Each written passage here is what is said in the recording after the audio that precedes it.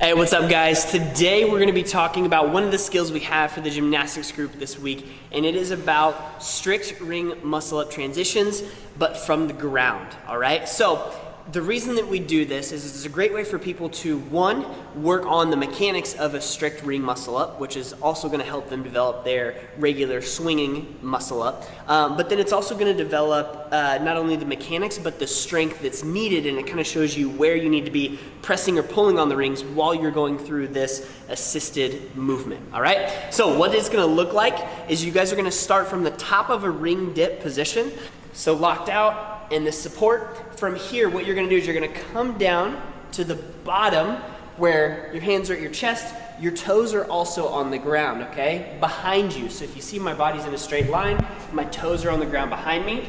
What I'm gonna do from here is I'm gonna now rotate the rings around, so my body's gonna move back behind the rings where my knuckles are together. Right here, I'm having to press down on the rings to keep me up, all right? To keep me at this position. From here, I'm going to slowly let those knuckles keep rotating towards each other as I come forward down to a resting knee position, all right?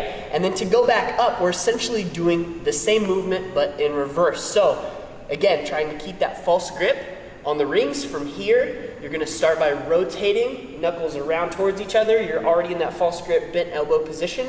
From here, you're going to pull yourself to the rings where you're at about chest level, okay? I'm helping myself with a little bit of a toe spot. Once I get those rings to my chest, I'm pushing down on the rings as I rotate my chest around and through. By doing that, I'm having to now pull the rings back. I'm having to squeeze my scaps back to get those elbows by my chest.